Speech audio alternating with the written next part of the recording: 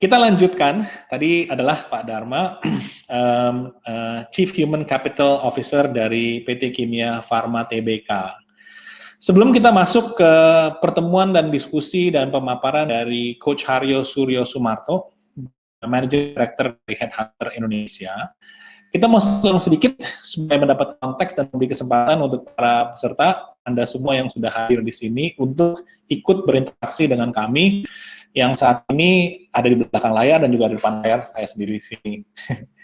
Ada sebuah polling, dan polling ini saya akan buka saat ini. Silahkan di layar dan kalau bisa mengikuti selama waktu yang sangat pendek. Dan pollingnya bertanya sangat simple. Kita pengen tahu dan kita akan langsung tampilkan hasilnya. Menurut Anda saat ini, bisnis atau perusahaan tempat Anda bekerja ada di fase mana? Sedang ada di fase apa? Ya, silakan untuk mengisi saat ini bisnis atau perusahaan tempat Anda bekerja ada di fase mana. Saat ini dalam kondisi sudah mau tutup, kondisinya surviving, kondisinya recovering, atau justru dengan kondisi saat ini banyak peluang dan lagi growing. Sangat menarik, dari jumlah yang cukup banyak yang ikut malam hari ini, we want to hear from you. Ya, kondisinya seperti apa. Kira-kira ya 20-30 detik lagi kita akan buka polling ini sambil kita mempersiapkan dan memperkenalkan Coach Haryo. Silahkan masuk Coach Haryo, kamera dan mic-nya boleh dihidupkan biar saya nggak terlalu sendiri di sini sampai kita menunggu hasilnya. Saya sebenarnya ada hubungan emosional sedikit kalau bicara dengan latar belakang Coach Haryo. Walaupun latar belakangnya itu dari hukum, lalu pindah ke psikologi, dan kalau lihat di videonya sekarang di belakang kanan ada buku merah namanya Psychology, saya nggak lihat. Dan saat ini adalah selama beberapa tahun ini. Dan saat ini adalah Master Coach di Engage and Grow dan sekaligus Managing Director dari Headhunter Indonesia yang hari ini menginisiasi webinar ini. Hubungannya adalah sebagai Headhunter, Coach Haryo pernah juga di perusahaan headhunting namanya Monroe. Dan saya 2 kali pernah dibajak ke satu perusahaan lain oleh Monroe. Jadi I pay my dues to Monroe dan inilah hubungan antara profesional dengan headhunter. Itu pembicaraan yang terpisah karena banyak sekali anak-anak muda profesional yang justru sekarang perlu dipaparkan tentang headhunter fungsinya apa. Iya. Ya. Saya baru akhiri pollingnya, mungkin muncul di layar saat ini. Oke. Ya. 58% adalah surviving. Recovering 22%, tapi menarik 15% itu growing. Oke. Ya. Dan 2% saat ini closing. That's nice, melihat bahwa tidak terlalu besar yang closing, walaupun yang harus closing mudah-mudahan keputusan yang tepat, karena saya yakin Coach Haryo akan menyampaikan banyak hal tentang hasil dari polling ini. Jadi insight buat kita. Dan saat ini biar tidak mengurangi waktu untuk Coach Haryo, saya persilahkan dan saya ingin duduk dan mendengarkan juga dan belajar banyak. Oke, baik. Terima kasih Coach Daniel. Selamat malam Bapak Ibu semua. Assalamualaikum warahmatullahi wabarakatuh.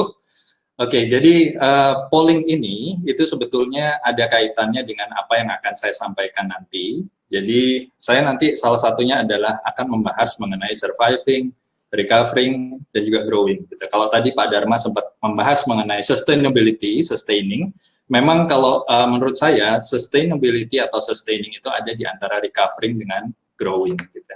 Jadi presentasi saya, ini mungkin presentasi terpanjang yang pernah saya buat, ada 29 halaman, tapi tenang aja, selesai dalam 20 menit karena isinya gambar semua. Jadi ini supaya cepat aja.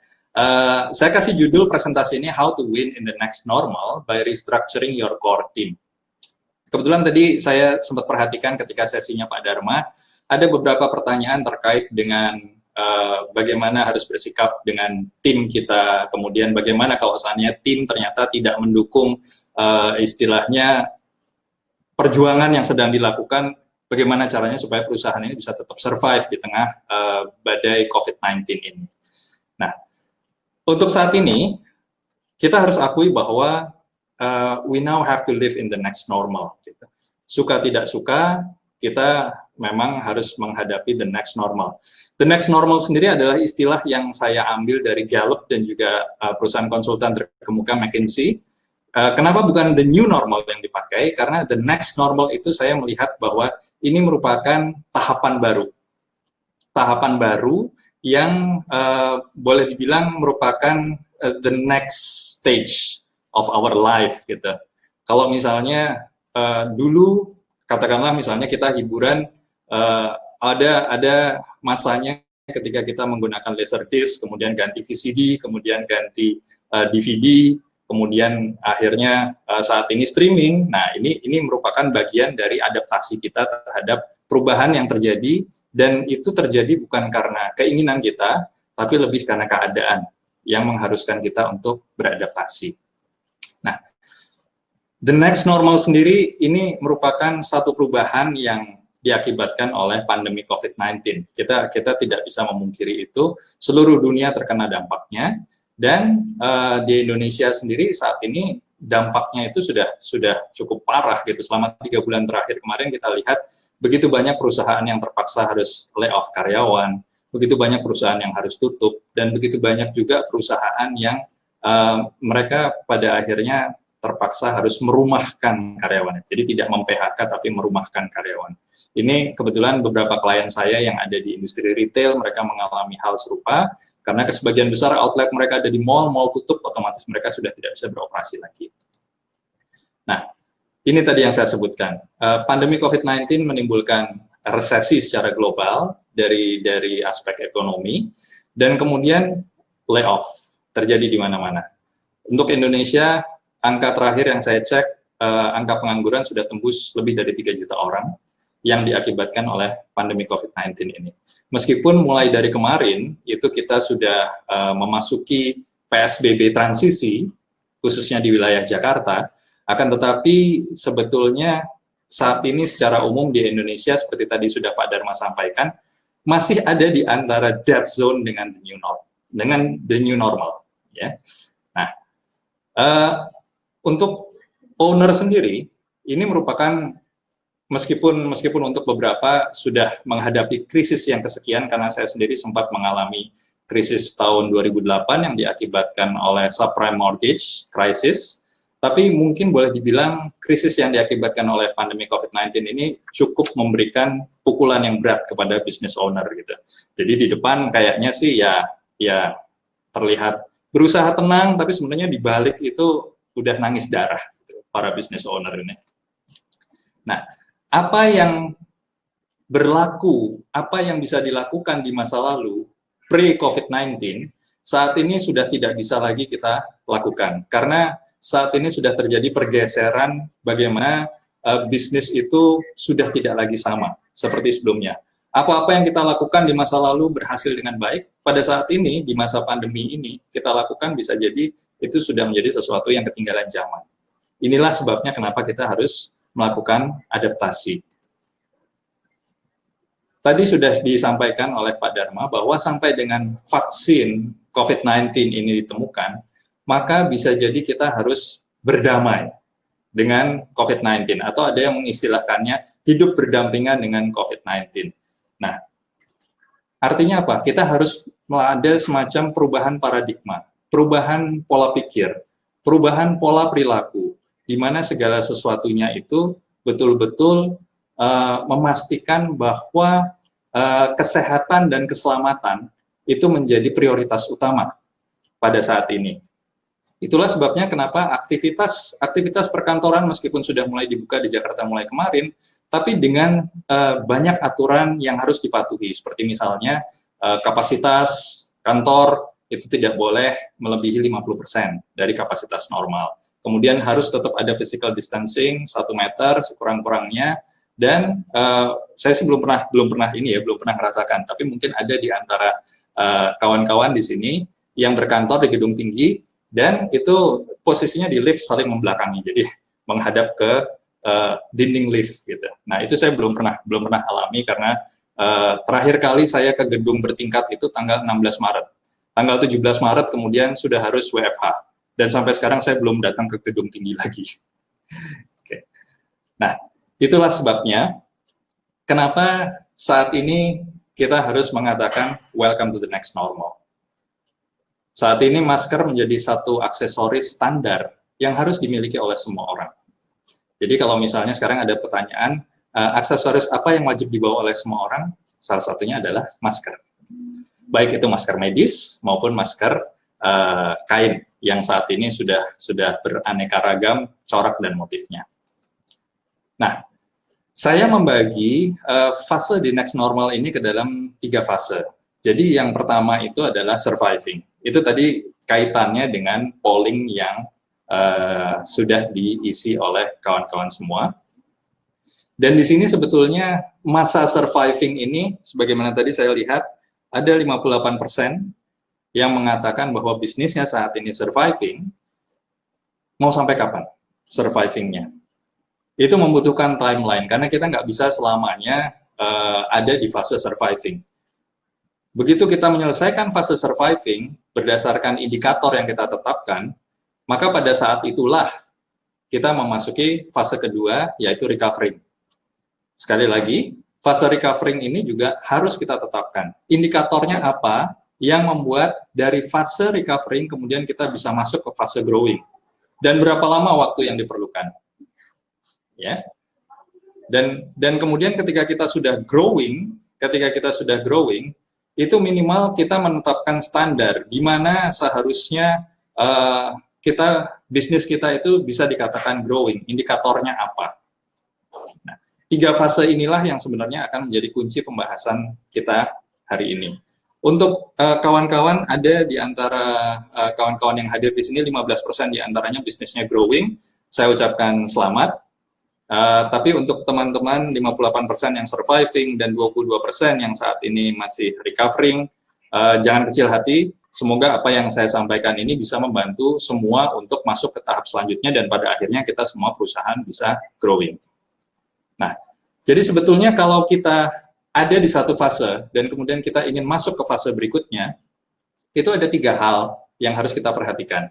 Jadi mulai dari kiri atas dulu, itu adalah business strategy. Business strategy, seperti tadi sudah saya sampaikan, pre-COVID-19 dengan post-COVID-19 itu pendekatannya sangat-sangat berbeda. Otomatis kita harus mulai melakukan reorganisasi, kita mulai melakukan istilahnya restrukturisasi, bagaimana caranya kita bisa menghasilkan business strategy yang betul-betul bisa membawa perusahaan kita ini bergerak maju meskipun kondisi saat ini sedang sulit. Kemudian kedua, yang di sebelah kanan atas itu adalah execution discipline. Jadi strategi sebagus apapun Bapak Ibu, kalau seandainya tidak ada disiplin dalam melakukan eksekusinya, maka itu akan menjadi sesuatu yang sia-sia. Nah, 2 hal ini memang menjadi satu keharusan. Bagaimana kita bisa menyusun bisnis strategi yang oke, kemudian diiringi dengan execution discipline yang juga boleh dibilang betul-betul kontrolnya ketat. Tapi ada faktor yang justru malah lebih penting, yaitu people management. Kenapa? Karena bisnis strategi sebaik apapun, execution discipline sehebat apapun itu, tanpa adanya people management yang baik, di tengah kondisi krisis seperti sekarang, tentunya itu akan sia-sia belaka. Karena strategi eksekusi itu semua dilaksanakan oleh people, our team. Nah, ini tadi sempat ada pertanyaan gitu.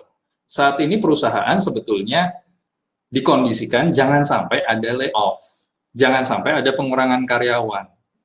Tapi ketika kondisi ini memang harus dilakukan, di mana kita harus melakukan efisiensi, maka pertanyaan yang muncul adalah siapa yang harus bertahan dan siapa yang harus berhenti, siapa yang harus kita berhentikan. Gitu. Nah, saya menggunakan model seperti ini, Bapak Ibu. Ups, salah. Nah, ini saya udah ke 1456 kali menggunakan slide ini. Tapi ini memang slide standarnya Engage and Grow, dan ini merupakan cara paling mudah untuk menjelaskan konsep mengenai employee engagement. Jadi bayangkan aja Bapak Ibu kalau misalnya sebuah bisnis itu adalah sebuah perahu, maka ada yang sibuk mendayung, ada yang menjadi penumpang, dan ada yang buang jangkar atau bolongin kapal. Gitu. Otomatis ketika kita berada di tengah badai, siapa yang kira-kira harus kita buang pertama? Tentunya yang buang jangkar atau yang bolongin kapal. Golongan merah inilah yang harus kita buang terlebih dahulu. Kita mengharapkan yang golongan kuning, yang tadinya penumpang, yang tadinya mereka ketika kondisi laut tenang, mereka bisa menikmati pemandangan, mereka nggak sibuk dengan apakah kapal ini melaju kencang atau pelan. Ini mereka kita harapkan bisa ikut mendayung, bisa ikut berjuang bersama-sama agar kita semua bisa lepas dari badai. Nah, analogi berikutnya seperti ini, Bapak Ibu. Nah, ini yang saya namakan sebagai people restructuring matrix. Jadi ini sama sebetulnya seperti employee engagement model yang tadi, yang perahu tadi. Jadi sebenarnya saya menggunakan dua indikator. Yang pertama adalah engagement atau keterikatan emosional si karyawan dengan perusahaan. Jadi semakin ke kanan sini, berarti dia engagement-nya semakin bagus. Ke kiri berarti engagement-nya buruk. Sebaliknya kalau dikaitkan dengan kinerjanya dia, performance-nya dia, ada di atas berarti performance-nya oke, ada di bawah performance-nya jelek. Nah, yang harus kita pertahankan mudah Bapak Ibu. Yang performance-nya bagus dan engagement-nya tinggi, itulah yang kita pertahankan. Siapa yang harus kita buang? Paling gampang ini. Sudah engagement-nya rendah, performance-nya rendah. Ketika kondisi bagus, kondisi ekonomi sedang normal, yang ada di sini, para karyawan yang ada di sini, itu tidak memberikan nilai tambah apapun. Apalagi ketika kondisi krisis, dia akan semakin menjadi beban. Pada saat itulah, Bapak Ibu harus dengan keputusan bulat, itu memberhentikan yang bersangkutan. Nah, yang tricky adalah, yang lebih complicated adalah, yang ada di tanda tanya 2 kuning ini. Karena di satu sisi, engagement-nya bagus, tapi performance-nya rendah. Kemudian di sisi lain, ada yang performance-nya bagus, tapi engagement-nya kurang. Keterikatan emosionalnya itu kurang. Jadi orang-orang yang ada di sini, itu boleh dikatakan, istilahnya adalah mercenary, tentara bayaran. Ibaratnya kalau bayarannya bagus, dia akan kerja sungguh-sungguh. Gitu. Tapi kalau bayarannya kurang, oke, saya akan coba cari majikan lain yang bisa bayar saya yang lebih tinggi. Karena di sini kebanyakan memang orang-orang yang pendekatannya adalah transaksional. Lu bayar, gua kerja. Lu nggak bayar, gua nggak kerja. Nah, seperti itu. Nah, ini akan menjadi PR. Siapakah yang harus ketika yang di sini sudah bersih ya, Bapak Ibu, ketika yang di sini sudah bersih, maka pertanyaan selanjutnya adalah di antara 2 tanda tanya ini, mana yang akan kita berhentikan? Nah, ini akan saya kembalikan ke Bapak Ibu. Karena kalau saya lebih suka mempertahankan yang ini. Engagement-nya bagus, tapi performance dia kurang. Tapi performance adalah sesuatu yang bisa diperbaiki. Sementara engagement adalah sesuatu yang subjektif.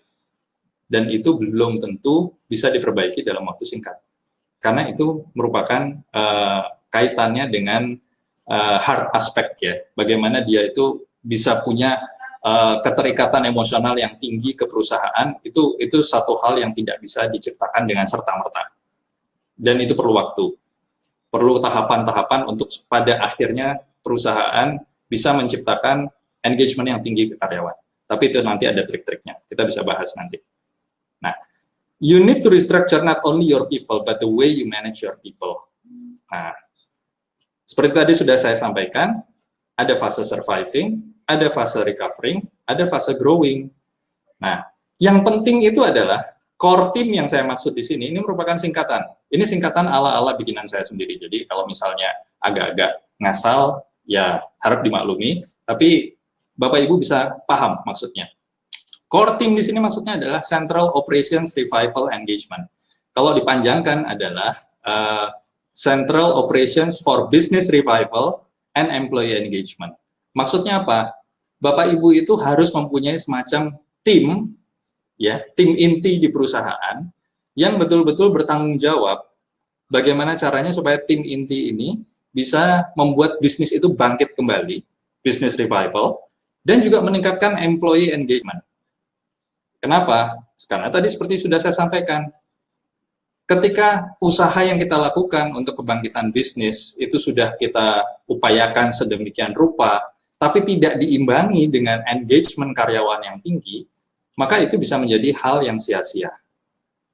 Ya. Ini sebetulnya bisa terdiri dari lintas sektor. Persis tadi seperti Pak Dharma sampaikan gitu ya.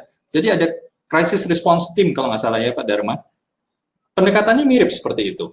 Pendekatannya mirip seperti itu. Jadi ini merupakan tim khusus yang kalau bisa itu dipimpin langsung oleh Presiden Director, oleh CEO atau CEO, dan ini benar-benar terdiri dari orang-orang yang satu, memang punya kompetensi tinggi, dua, punya engagement yang tinggi. Sehingga apa? Diharapkan engagement itu bisa menular ke yang lain. Bahwa kita ini ada di perahu yang sama. Bahwa kita ini sedang berjuang bersama-sama. Yuk, kita lakukan perbaikan as a team. Pada akhirnya ketika nanti kita bangkit, ini bukan merupakan kesuksesan saya, tapi kesuksesan kita bersama. Pendekatannya kurang lebih seperti itu. Nah, contohnya begini. Ini contoh secara umum saja Bapak Ibu. Kalau business strategy, bisa jadi kita melakukan realigning, kita melakukan perubahan strategi terkait dengan marketing sales. Sudah jelas. Mungkin yang tadinya jalan pre-COVID-19, strategi marketing salesnya sekarang sudah jadi usang, diakibatkan oleh pandemi COVID-19. Finance, bagaimana kita mengontrol finance, itu mungkin sebelum COVID-19, itu kita melakukan pendekatan yang menurut kita efektif. Tapi setelah COVID-19, kita mungkin harus melakukan pengetatan di sana-sini, dan bagaimana caranya kita bisa mendapatkan cash flow baru dari sumber yang sebelumnya mungkin tidak kita duga. Ini masih kaitannya dengan marketing dan sales tadi, menemukan cara-cara inovatif supaya pada akhirnya bisnis ini bisa tetap bertahan. Operations juga seperti itu. Information technology. Saat ini dengan banyaknya pegawai yang harus work from home, otomatis information technology saat ini menjadi tulang punggung operasional dari sebuah bisnis. Bagaimana sebuah bisnis itu bisa memiliki sistem IT yang baik sehingga memfasilitasi hampir semua karyawan untuk bisa bekerja di mana saja dan dari mana saja. Execution discipline, ya jelas. CEO perlu memberikan langkah yang jelas. Untuk jangka pendek kita mau kemana? Jangka menengah kita mau kemana? Jangka panjang kita mau kemana? Tapi kalau saran saya adalah, di masa pandemi ini, di masa the next normal ini, usahakan menggunakan pendekatan jangka pendek dan jangka menengah. Kalau saat ini bisnis Anda ada di survival, berarti bagaimana caranya kita bisa survive. Kita bisa melampaui fase survival ini, kemudian kita bisa masuk ke fase recovery, dan kemudian baru setelah itu kita bisa grow. Nah, yang saya lakukan adalah di PT Headhunter Indonesia, kita menggunakan pendekatan sampai dengan 31 Desember 2020 ini, itu merupakan fase survival kita. Dan kemudian kuartal 1, kuartal 2 tahun 2021, itu merupakan fase recovery kita. Kuartal 3, kuartal 4 2021, itu merupakan fase grow kita.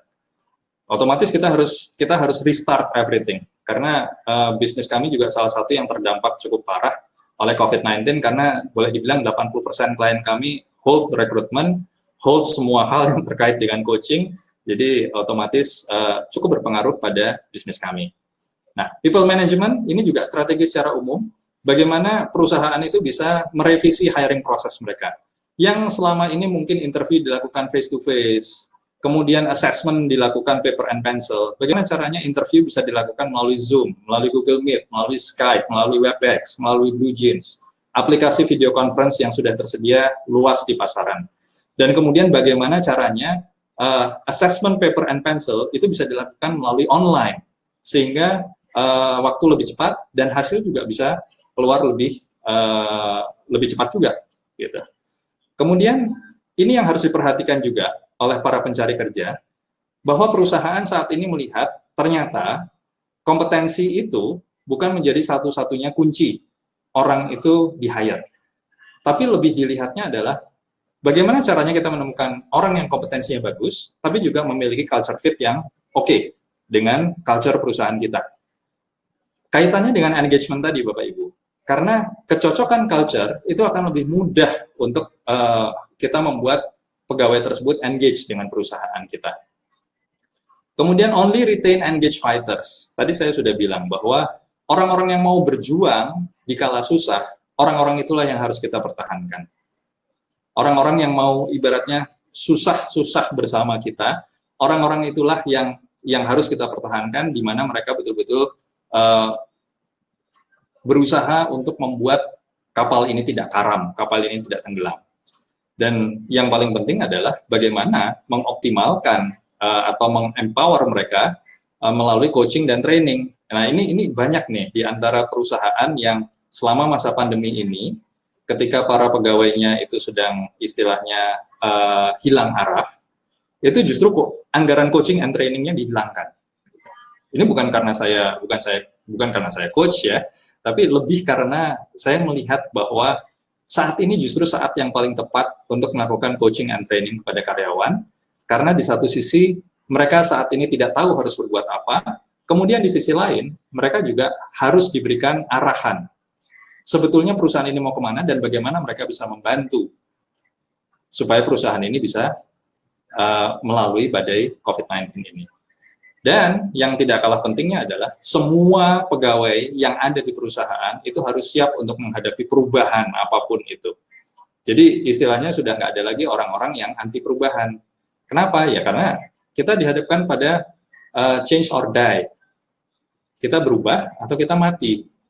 Jadi bisa jadi bisnis model kita terpaksa harus dirubah drastis. Karena kalau bisnis modelnya tidak dirubah, itu akan membuat kita ada di dalam kesulitan yang cukup tinggi.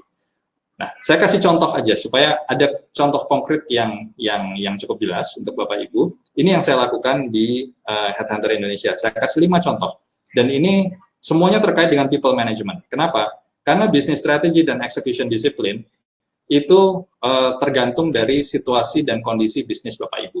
Tapi kalau people management, ini bisa kita terapkan di semua jenis industri, semua jenis bisnis, dan juga ada di fase manapun perusahaan kita saat ini berada. Baik saat ini kita masih survival, baik saat ini kita sudah masuk ke fase recovery, atau malah growing.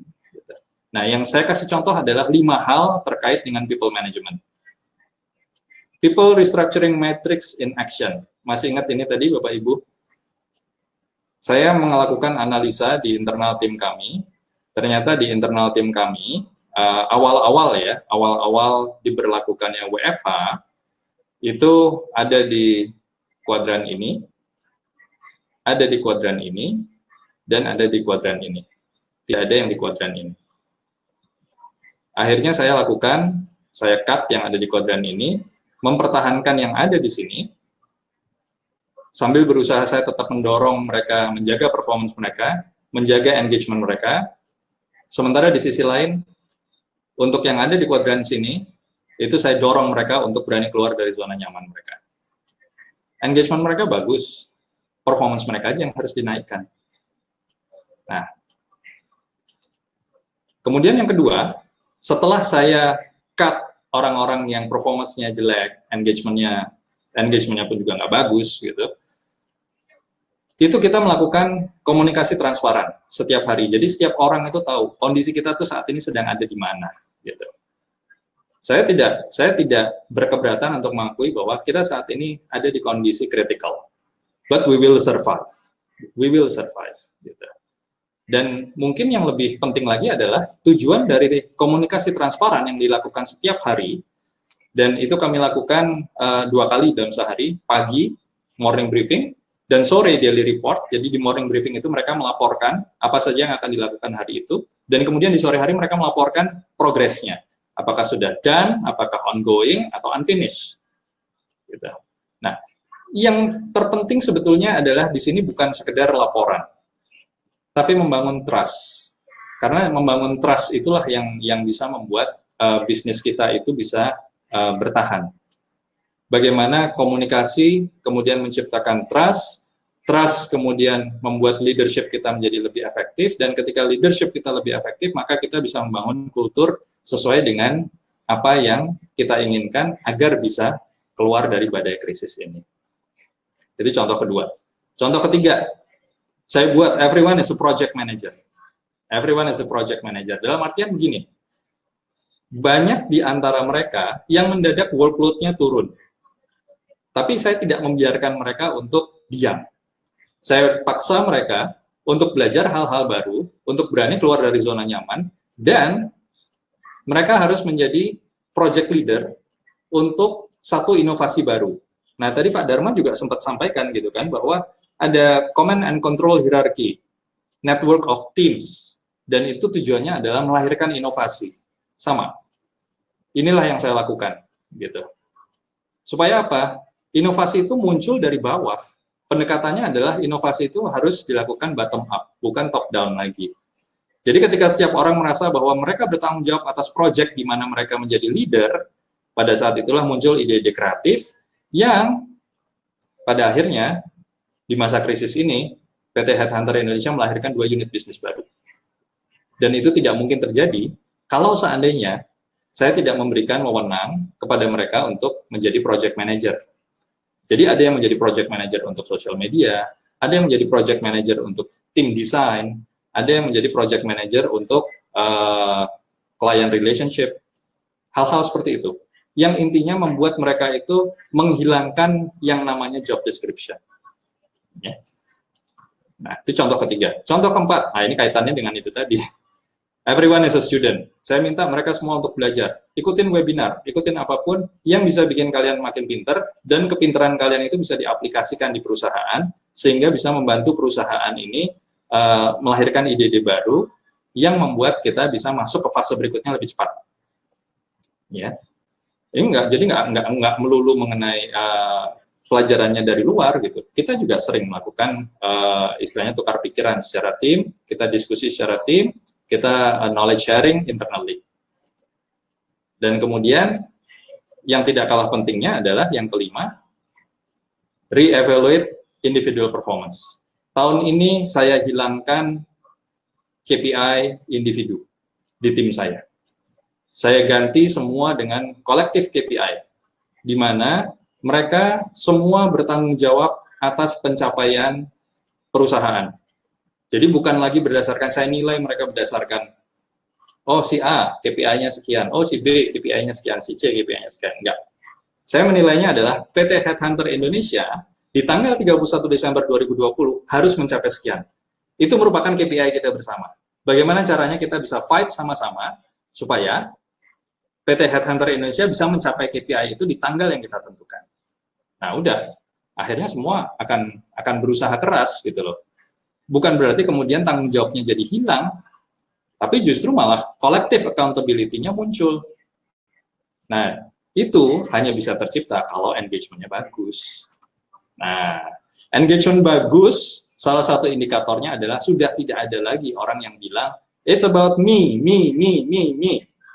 Nggak ada lagi. But it's all about we.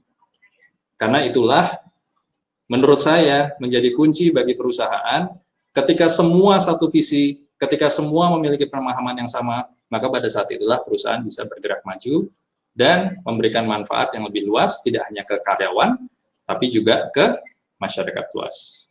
Kira-kira seperti itu, Coach Daniel, yang bisa saya sampaikan. Coach Haryo, tepuk tangan. Terima kasih.